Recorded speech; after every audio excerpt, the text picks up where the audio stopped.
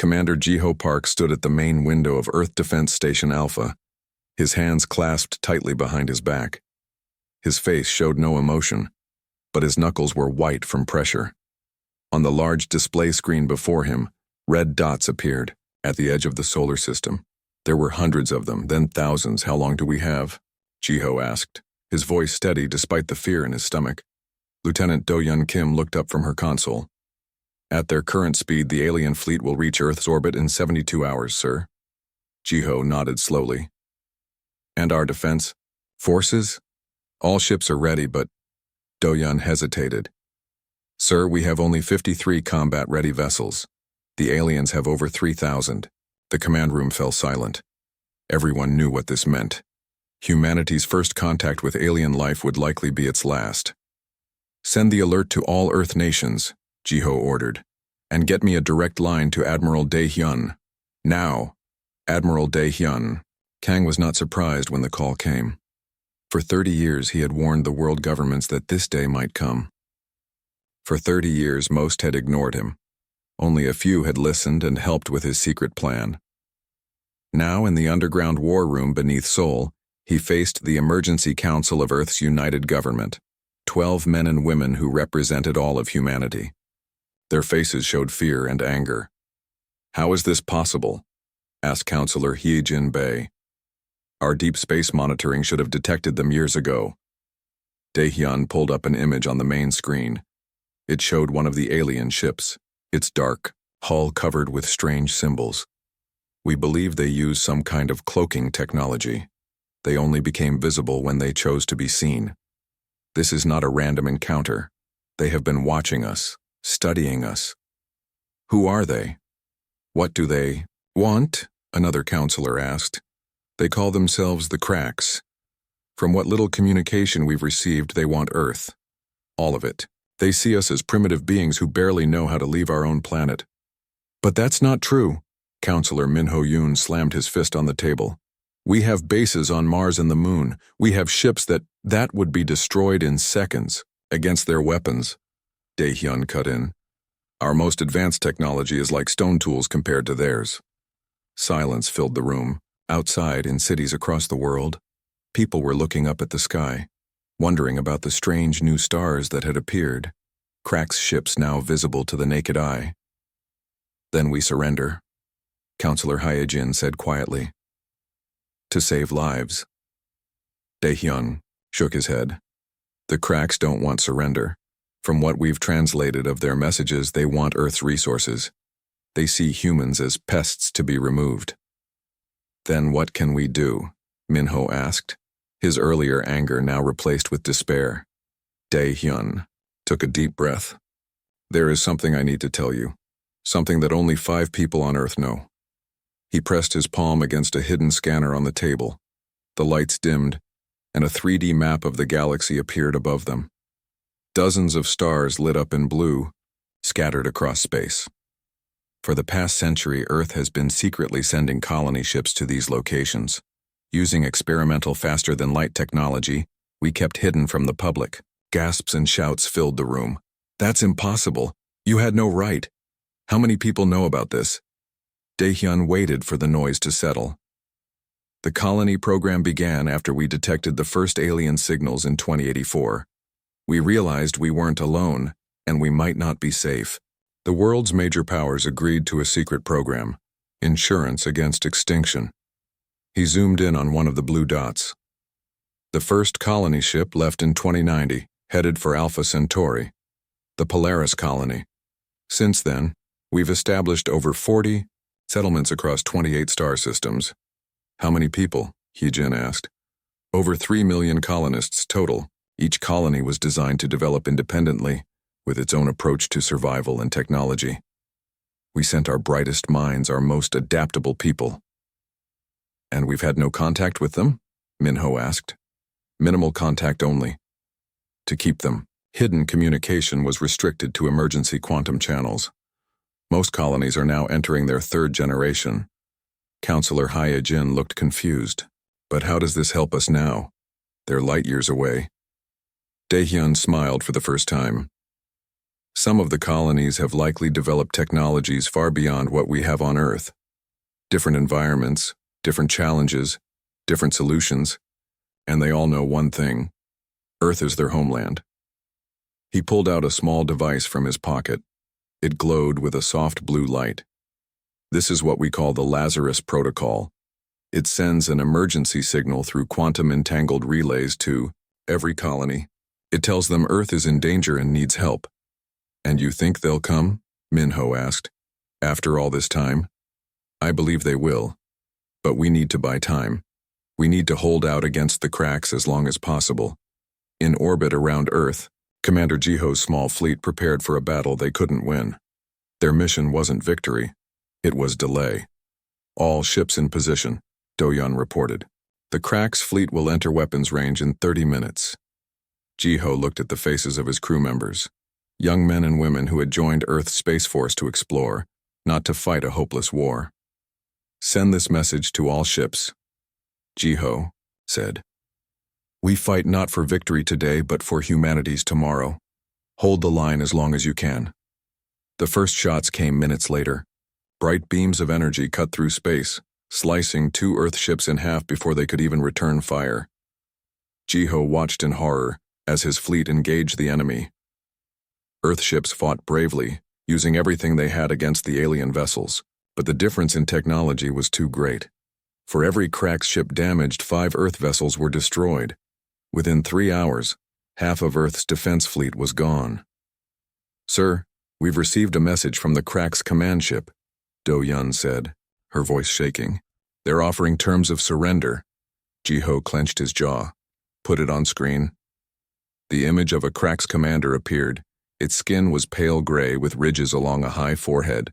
Eyes that were too large and too dark stared out from the screen. "Humans," the alien spoke, its words translated by computer. "Your resistance is pointless. Surrender now, and we will allow some of your species to live as servants. Continue fighting, and we will cleanse your world entirely." Jiho looked at the data, coming in from Earth. Admiral Daehyun had activated the Lazarus Protocol. Now they just needed time. "Tell the Crack's commander this," Jiho said. "Humanity does not surrender. If you want our world, you will have to fight for every inch of it." The alien's expression didn't change. Jiho couldn't read its alien features. Anyway, but its voice became colder. "So be it. Your extinction begins now." The screen went dark. Moments later, the first crack ships entered Earth's atmosphere, heading for major cities around the world. In his underground bunker, Admiral Daehyun watched as the invasion began. Reports came in from all continents. Alien ships landing, strange. Weapons being deployed, people fleeing in panic. "The quantum signal is confirmed sent," his aide reported. "All colonies should have received the Lazarus alert." Daehyun nodded. "Now we fight. And we hope." He turned to the council members who looked shell-shocked by both the invasion and the revelation about the colonies.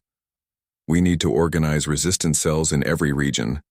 We need to gather intelligence on the cracks, find weaknesses, slow them down however we can." "And if the colonies don't come?" Hye-jin asked quietly. Daehyun looked at the galactic map, the blue dots representing humanity's hidden children among the stars. "Then we will be the last generation of humans to see Earth," he said. "But I believe they will come. They have to come." Above them, the sky burned as the cracks began their conquest of a world they thought was defenseless. They were about to learn how wrong they were. 3 weeks had passed since the cracks' invasion began. The ruins of Seoul spread out like a broken puzzle around Lieutenant Hanul Kim. Once a city of gleaming towers and bright lights, now much of it lay in rubble. The aliens had hit major cities, first, destroying government buildings and military bases. Hanul pulled her jacket tighter against the cold morning air. From her hidden lookout point in what used to be Seoul University, she watched alien patrol ships hover over the city center. Their dark metal bodies reflected no light, seeming to swallow the sun's rays. "Any movement at the supply depot?" asked Sang-won, her second in command. Hanul adjusted her binoculars. 2 guard ships and about 10 crack soldiers, same as yesterday. Before the invasion, Hanul had been an astrophysicist, not a soldier. Now she led one of Seoul's largest resistance cells, 43 people hiding in the old subway tunnels beneath the city. Her knowledge of physics and space technology had helped them understand some of the alien weapons, even disabling a few, but they were running out of food, running out of medicine, running out of hope. "We need those supplies," Sang-won said, his thin face showing the same hunger they all felt. "If we time it right, between guard shifts." He stopped as Hanul's old military radio crackled to life. They kept it on at all times, scanning for any human transmissions. Mostly they heard Crack's communications, strange clicking sounds their translation software couldn't fully understand. This time, though, the voice was human and speaking Korean. "Attention resistance forces. This is a secure transmission on Emergency Protocol 7. If anyone receives this message, please respond with authentication code White Mountain." Hanul and Sang-won stared at each other. Emergency Protocol 7 was an old military code, 1. The resistance hadn't used since the first week, when they realized the Cracks could intercept their communications. "It could be a trap," Sang-won whispered. Hanul nodded. The Cracks had tried tricks like this before, using human voices to lure resistance members into the open. But something felt different about this transmission. It used very specific military language that few would know. Hanul picked up the radio transmitter. "This is Lieutenant Hanul Kim of Seoul Resistance Cell 17, authentication code White Mountain." "Who is this?" Static filled the air for a moment. Then, authentication confirmed. "Lieutenant Kim, this is Commander Tae-woo Lee of Polaris Colony Defense Force. Hold your position. Help is coming." Hanul's heart seemed to stop. Polaris Colony. The secret settlements were real? "Repeat your last message," she said, her voice shaking. "Did you say Polaris Colony?" "Affirmative, Lieutenant. Polaris received Earth's distress signal. Our advance forces are already in orbit. Prepare your people. We make planetfall at these coordinates in 6 hours." The radio transmitted a series of numbers, a location about 10 kilometers outside Seoul. Sang-won looked at Hanul with wide eyes. "Is this real? Could help actually be coming from space colonies?" Hanul didn't answer immediately. She had heard rumors about secret colony ships from her old professor, who had worked with the government, but most people thought these were just stories. "We need to gather everyone," she finally said. "If there's even a small chance this is real, we have to be ready." High above Earth, Commander Tae-woo Lee stood on the bridge of the Polaris Defender, the flagship of the colony's fleet. Around him, 20 sleek vessels moved into position above the planet.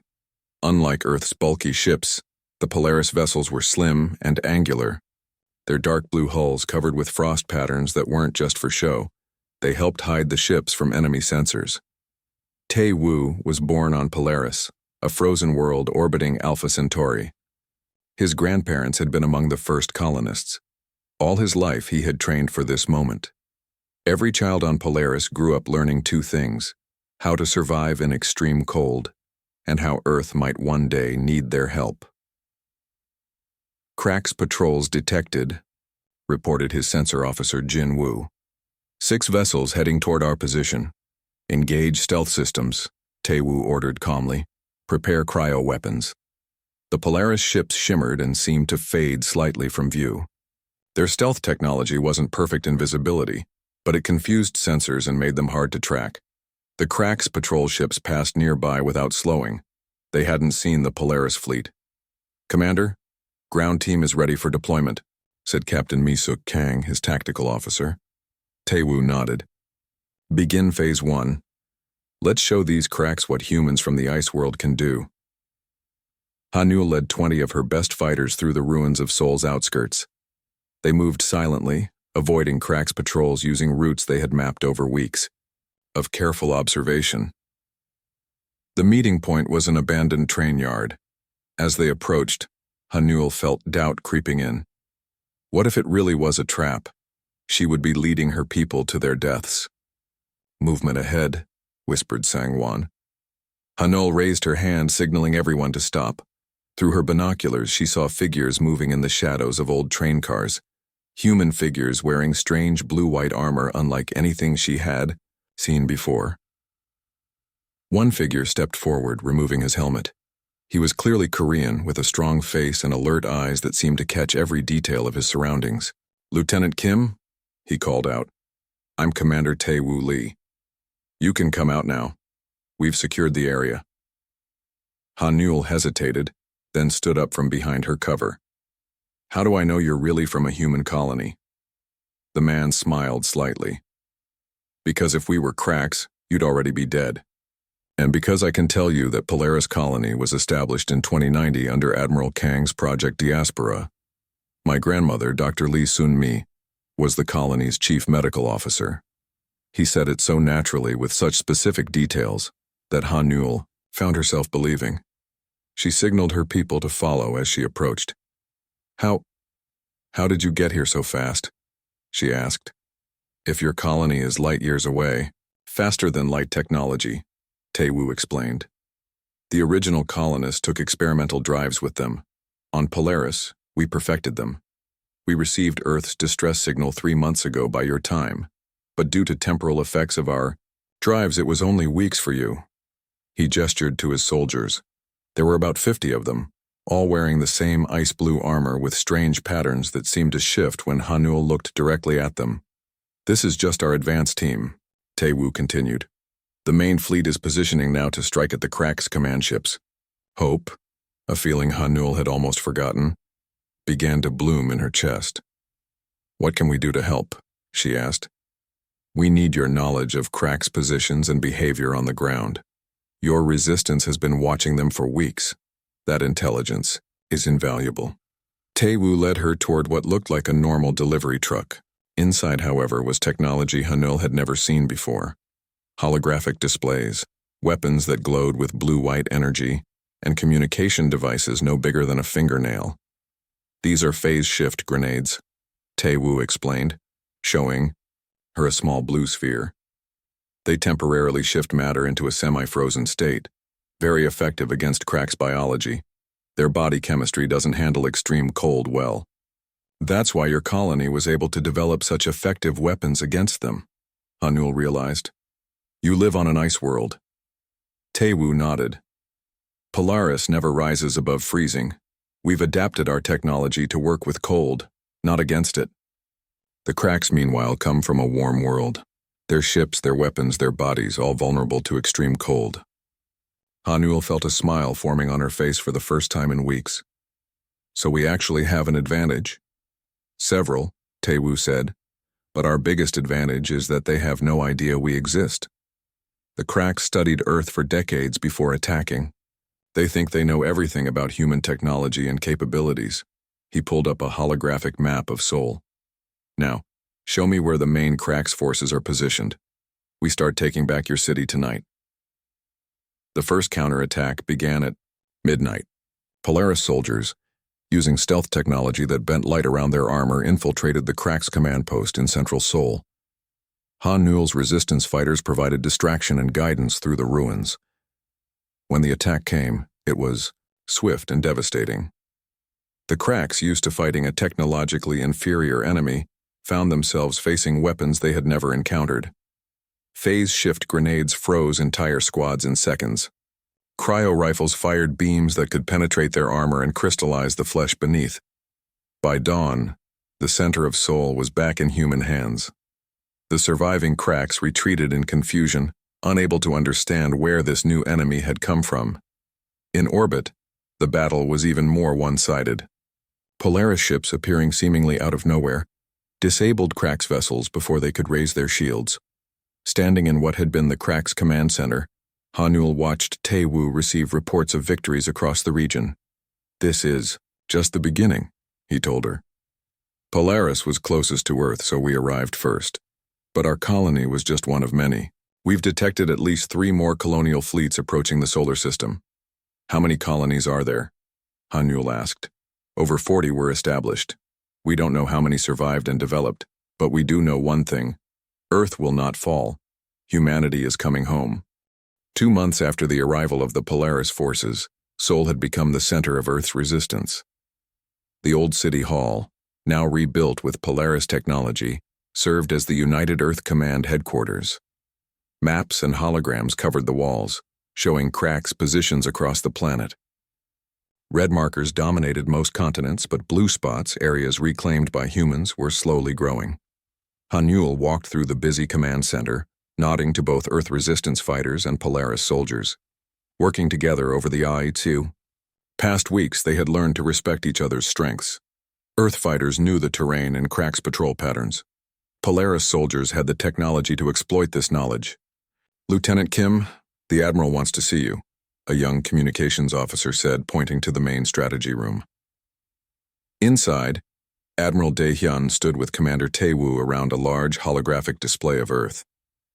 They were deep in conversation, their faces serious. "Ah, Hanul," Admiral Dae-hyun said, waving her over. "We've just received important news." At 70 years old, the Admiral looked tired but determined. He had led the resistance from hidden bunkers until Polaris forces secured Seoul. Now he worked constantly to coordinate global resistance efforts. "Our sensors have detected a large Cracks fleet entering the solar system," Tae-woo explained, pointing to red dots approaching from the edge of the display. "Much bigger than the invasion force. They must have called for reinforcements when we started pushing them back." Hanul felt her stomach tighten. "How many ships?" "Over 9,000, Admiral," Dae-hyun said quietly. "3 times the size of the first invasion fleet." The room fell silent. Despite their recent victories, everyone knew they couldn't face such a large enemy force. The Polaris fleet had only 30 ships. "How long do we have?" Hanul asked. 7 days before they reach Earth," Tae-woo answered. "But there's good news too. We've detected another colonial fleet approaching from the TRAPPIST system." Dae-hyun nodded. "The Artemis colony. They were our second settlement, established on a tidally locked world, one side always facing their sun, the other in permanent darkness. If they've survived, they'll have developed some fascinating technologies." A soft beeping sound came from Tae-woo's wrist device. He checked it and smiled. "Speak of the devils," he said. "They've just entered the solar system and are requesting communication." The large screen on the wall flickered and a woman's face appeared. She had dark eyes and short hair with strange golden patterns on her skin that seemed to glow slightly. "Earth Command, this is Colony Director Soo-bin Cho of Artemis. We received your distress call and have come to help. Our fleet is currently passing Neptune's orbit." Admiral Dae-hyun stepped forward. "Director Cho, this is Admiral Kang. Thank you for answering our call. Your timing couldn't be better." Soo-bin nodded. "We've detected the Cracks reinforcements as well. They're following a standard approach vector, which gives us an advantage. Our main fleet will arrive in 30 hours. However, I've sent our fastest ship ahead with something you need immediately." She gestured to someone off-screen. "This is Chief Engineer Min-jae Park. He has technology that may change the course of this war." A younger man stepped into view. "Admiral, we've developed what we call solar harvesters, ships that can collect and weaponize stellar energy. But more importantly, we've brought designs for solar shields that can protect your cities from orbital bombardment." Tae-woo looked impressed. "How quickly can these shields be deployed? With Polaris cryoconductors to stabilize the energy flow? We could have Seoul protected in less than a day," Min-jae said. For the first time in weeks, Hanul felt real hope. Maybe they could survive the coming attack after all. In another part of Seoul, Dr. Jun Ho-yoon worked in a makeshift laboratory. Before the invasion, he had been a xenobiologist, a scientist who studied theoretical alien life. Now he had actual alien bodies to examine. Crack soldiers killed during the recent battles. The room was cold, partially because Jun-ho had learned that Crack's tissue decayed more slowly at lower temperatures, but also to accommodate his research assistant, a Polaris scientist named Yejin, who could only work comfortably in near-freezing conditions. "Look at this," Jun-ho said, pointing to a magnified image of Crack cells. "Their cellular structure changes when exposed to certain frequencies of light." Yejin leaned closer. "Interesting. On Polaris, we found their weapon systems were also vulnerable to specific electromagnetic pulses." Jun-ho's eyes widened. "Could there be a connection?" What if the cracks themselves are sensitive to certain frequencies? They spent hours testing different light wavelengths on cracks' tissue samples. Finally, around midnight, they found it, a specific frequency that caused cracks' cells to become unstable. "We need to tell command immediately," Junho said, gathering their data. "This could be the weakness we've been looking for." The next morning, Hanul stood on the roof of the command center, watching as Artemis engineers worked with Polaris technicians to install the first solar shield projector. The device looked like a large satellite dish, but instead of metal, it seemed to be made of some kind of crystal that caught the light in beautiful patterns. "Impressive, isn't it?" A voice said behind her. Hanul turned to see Subin Cho, the Artemis colony director. Up close, the golden patterns on her skin were even more striking, thin lines that followed her veins glowing with soft light. "The patterns," Hanul asked, "are they tattoos?" Subin smiled. "Photosynthetic implants. On Artemis, our colony, lives on the daylight side of the planet under constant solar radiation. These help us absorb excess radiation and convert it to useful energy. They also look nice, don't they?" "They're beautiful," Hanul admitted. "Your people really adapted to your world." "As did the Polaris colonists to theirs," Subin said, looking at a group of pale-skinned Polaris soldiers helping with the shield installation. "That's humanity's greatest strength, adaptability. The cracks don't understand this. They think technology alone determines strength." A flash of bright light drew their attention. The shield projector had activated, sending a beam straight up into the sky. Where it reached about a kilometer above the city, the beam spread out like an umbrella, creating a shimmering barrier. "The shield will stop cracks' bombardment," Subin explained. "But it won't stop their ground forces if they land outside the shield and march in." "That's where we come in," Hanul said. "The resistance knows every street, every building. We can fight them block by block if necessary." Subin looked at her with respect. "Earth humans are as impressive as any colonist. To survive 3 months under Crack's occupation with just basic weapons, that takes real courage." Their conversation was interrupted by an alarm. Both women rushed back to the command center where a crowd had gathered around the main display. "A new ship has entered the solar system," Taewoo announced. "But it's not Crack's, and it's not from Artemis." The display showed a massive vessel approaching from the direction of Epsilon Eridani. It was unlike anything Hanul had ever seen. Not sleek like Polaris ships or crystalline like Artemis vessels, but organic-looking, with sections that seemed to pulse and move. "We're receiving a transmission," the communications officer said. A face appeared on screen, a woman with features that were human, but somehow enhanced. Her eyes were larger, her skin had a slight metallic sheen, and what looked like circuit patterns were visible along her neck. "Earth Command, I am Grand Marshal Yoonji Ri of the Hyperion Colony. We have come to join the fight against the Crack's dominion." Admiral Dae Hyun stepped forward. "Grand Marshal, welcome home. Your arrival is most timely." Yoonji's enhanced eyes seemed to take in everything at once. "I see Polaris and Artemis forces are already here. Good.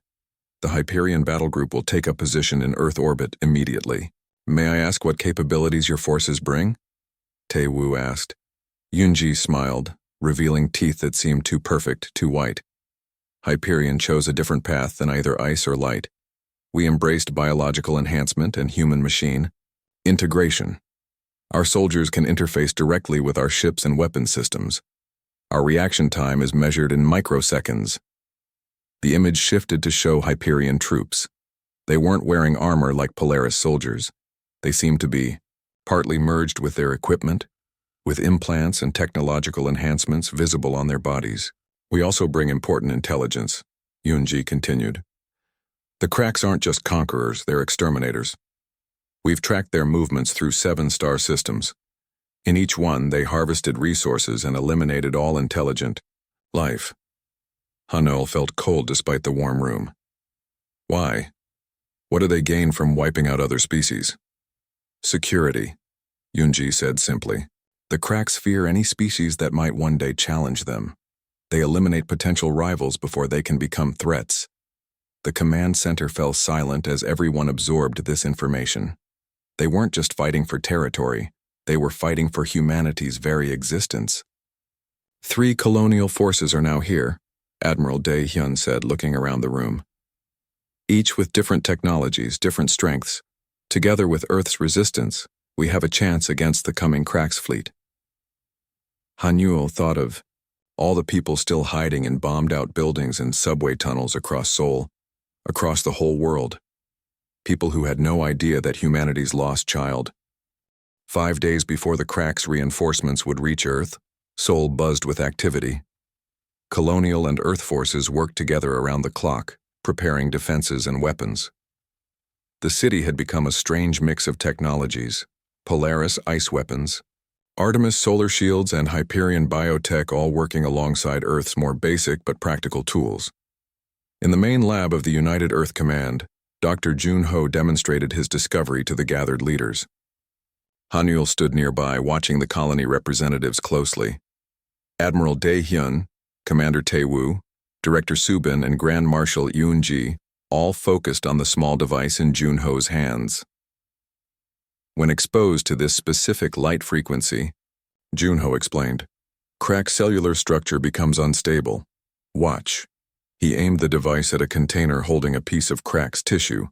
The light hit the alien flesh, which immediately began to ripple and break down. Fascinating, Yoon-ji said, leaning closer with her enhanced eyes. The frequency disrupts their neural pathways. This could disable their troops without killing them.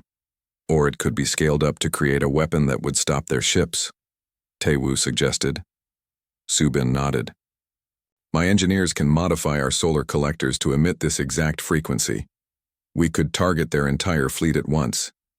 Hanyul felt a surge of hope. This could change everything. Maybe they had a real chance against the coming invasion force. Admiral Dae-hyun looked pleased but cautious. This is excellent work, Dr. Jun-ho. How quickly can we implement this? That's the problem, Jun-ho admitted. To project this frequency at the scale we need would require more power than we currently have. The room fell silent. They had found a weakness but couldn't fully exploit it. Subin's communicator suddenly beeped. She checked it, her eyes widening. Your long-range sensors are picking up something unusual, she said. A quantum signal using an extremely old Earth military code. Dae-hyun looked startled. Show me. Subin projected the signal pattern onto the lab's main screen. It was a simple repeating pattern of numbers and letters that made no sense to Hanyul. That's impossible, Dae-hyun whispered. That's a first-wave colony code. It hasn't been used in 70 years. First wave? Hanyul asked. Dae-hyun nodded slowly. Before Polaris, before any of the colonies you know about, there was Olympus. I thought Olympus was just a myth, Tae-woo said. A story told to colonial children. No, it was real, Dae-hyun said. The first and most secretive colony. Unlike later settlements, which were meant as survival insurance, Olympus had a specific military purpose. It was established in complete isolation, with no scheduled contact with Earth. Subin looked puzzled. But why would Earth send out a purely military colony? Because even a century ago, some of us suspected we weren't alone in the galaxy, Dae-hyun explained. Olympus was our hidden vanguard, a branch of humanity developing in secret, preparing for potential threats. The Admiral turned to Subin. Can you respond to their signal?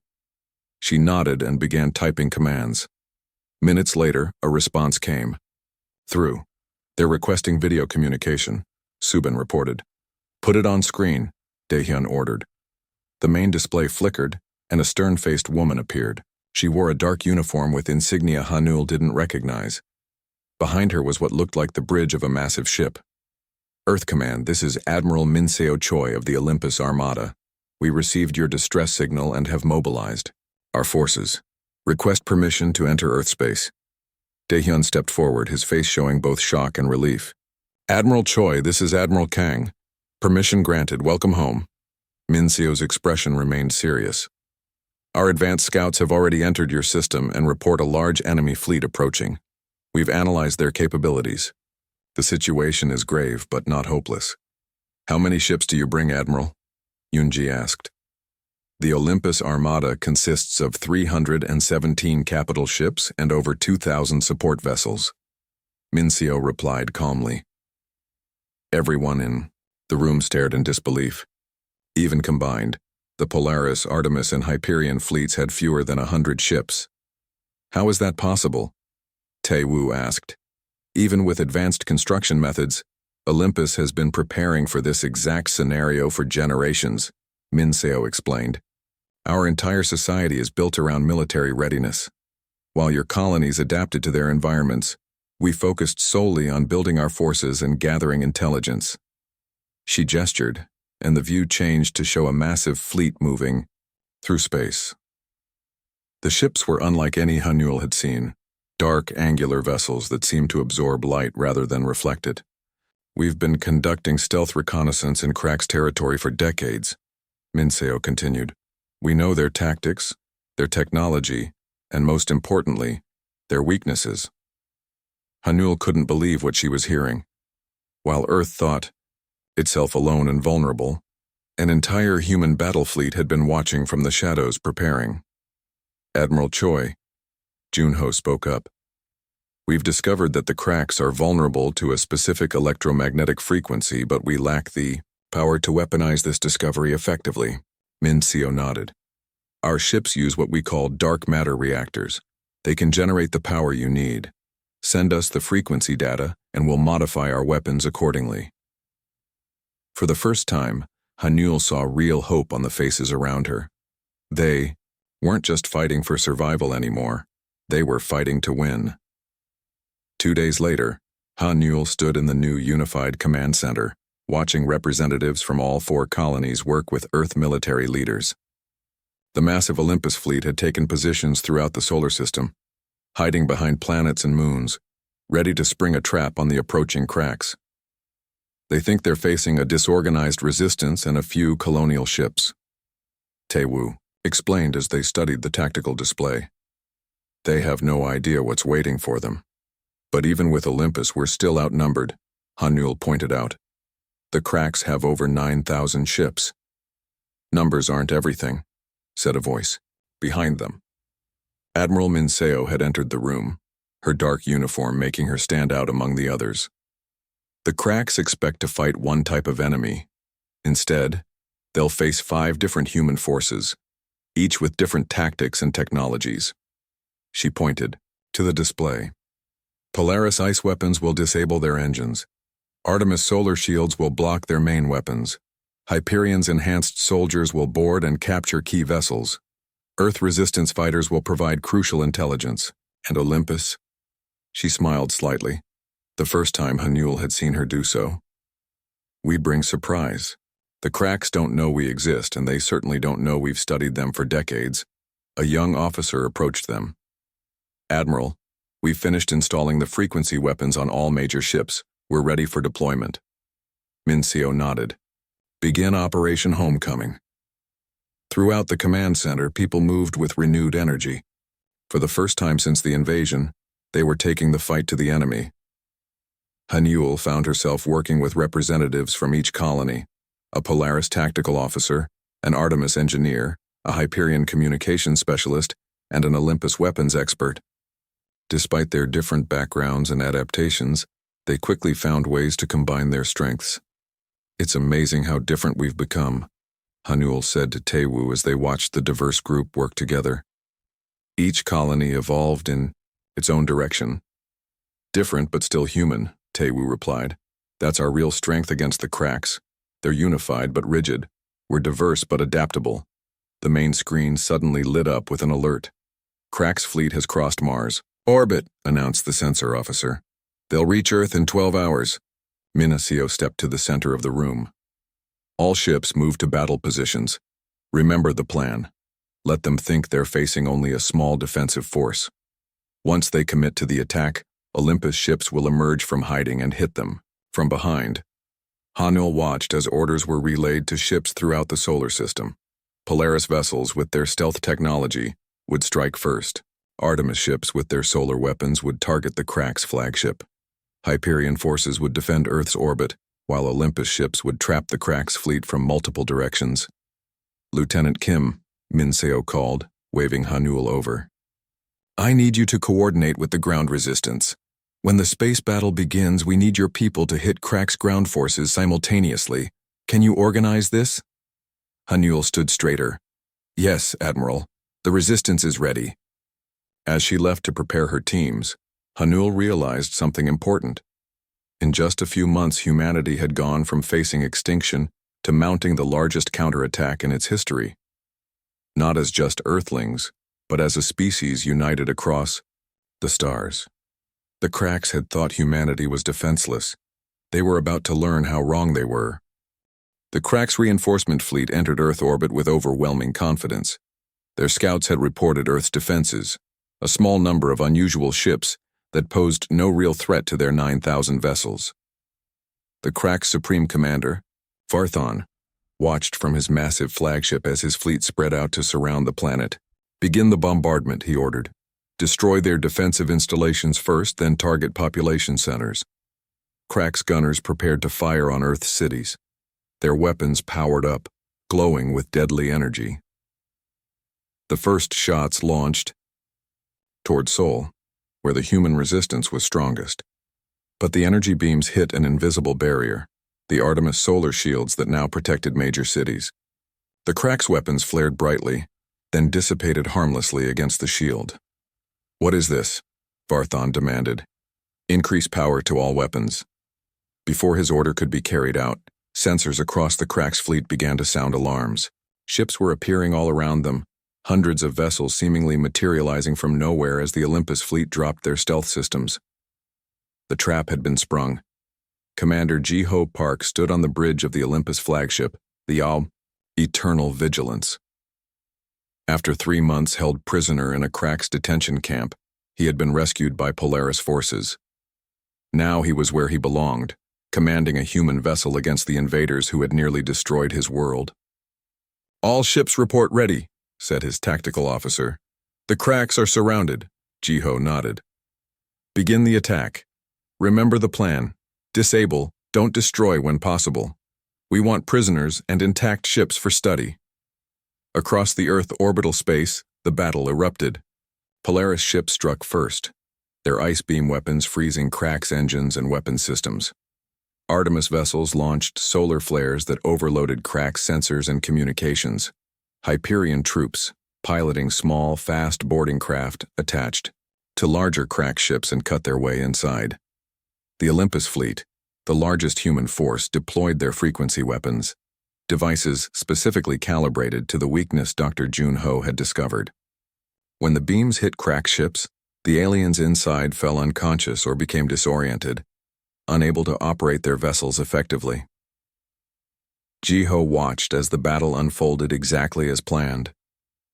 The Cracks, expecting an easy victory, found themselves caught in humanity's carefully laid trap. The enemy flagship is trying to retreat, reported the sensor officer. They're calling for more reinforcements. Not today, Ji-Ho said firmly. Focus our frequency weapons on their command ship. Prepare boarding parties. On Earth, Hanul led her resistance fighters through the streets of Seoul. The Cracks ground forces, suddenly cut off from their orbital support, were in chaos. Many had collapsed as the frequency weapons affected their neural systems. Remember, secure any that survive, Hanul told her team. These aren't just enemies. They're our first chance to communicate properly with their species. As they advanced through the city, Hanul saw Polaris soldiers using cryo-stunning weapons to immobilize Cracks troops without killing them. Nearby, Hyperion-enhanced soldiers moved with incredible speed, disarming alien soldiers before they could even raise their weapons. Hanul's communicator beeped. Lieutenant Kim, came Admiral Minseo's voice. The space battle is going well. We've disabled over half the enemy fleet.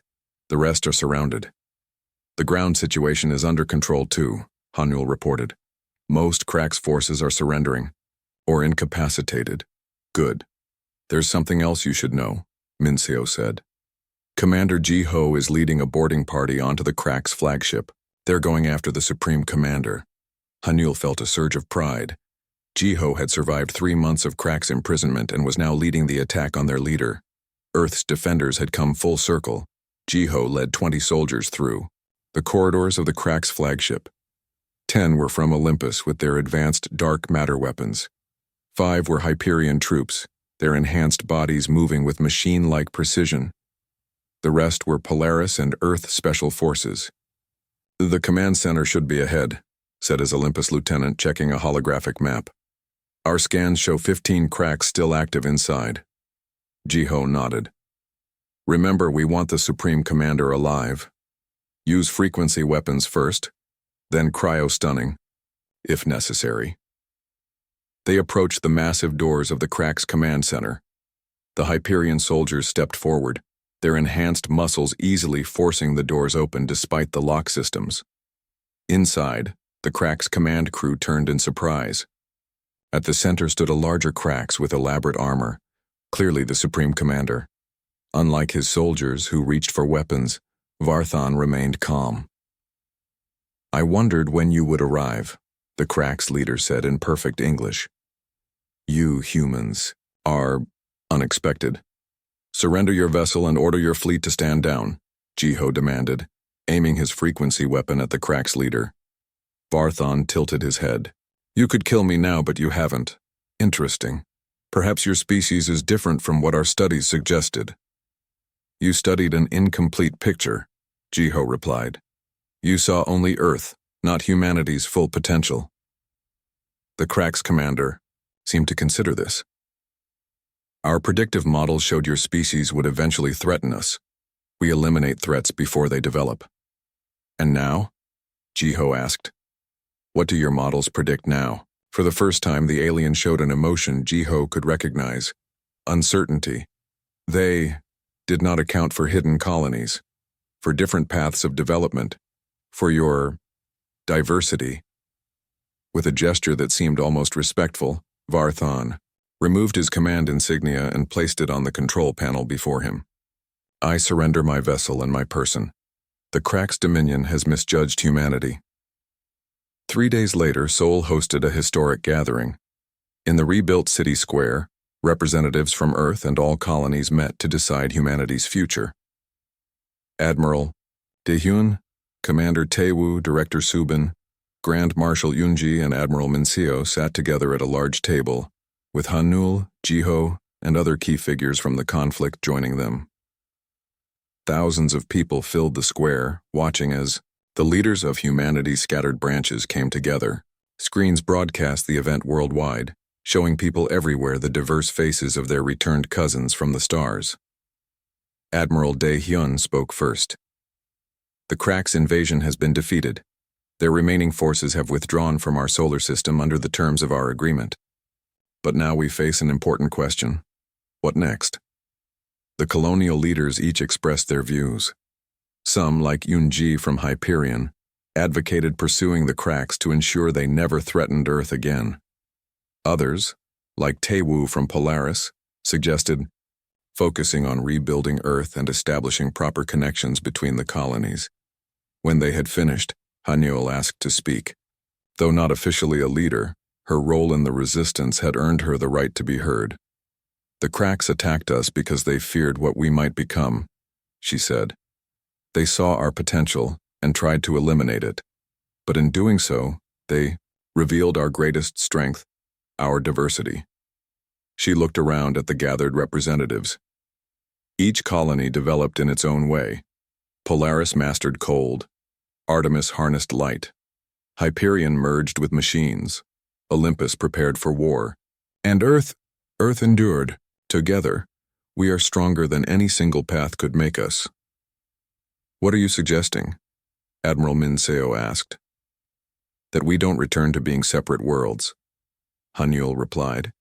"That we form a federation of human worlds, sharing our knowledge and strengths while preserving our unique developments. We don't need to be conquerors like the Cracks, but we should stand united as a species." The square fell silent as everyone considered her words. Then Jiho stood up. "I saw the Cracks up close, both as their prisoner and as their conqueror," he said. "They respect strength but fear diversity because they cannot predict it. If we want peace, we must remain both strong and diverse." One by one, the leaders nodded in agreement. Admiral Daehyun smiled. Then let this be the first meeting of the Human Federation, he announced. Earth and all her colonies, united not by force but by choice. The crowd erupted in cheers. In that moment, Hanul realized that the invasion, terrible as it had been, had given humanity something it might never have achieved otherwise: true unity across the stars. As the celebration continued, she found Jiho standing alone, looking up at the night sky where ships from all the colonies could be seen moving in orbit. "What are you thinking?" she asked. "About how close we came to extinction," he replied. "And how far we might go now." Hanul followed his gaze upward. The stars no longer seemed distant and cold. They were filled with human worlds, with cousins, who had answered Earth's call when needed most. "They thought humanity was defenseless," she said softly. Jiho smiled. They were wrong. Above them, ships from 5 different branches of humanity moved in formation, protecting the world that had given them all life. The cracks had tried to eliminate a potential rival. Instead, they had helped create a stellar civilization that would reshape the galaxy. Humanity had returned home, and the stars would never be the same again.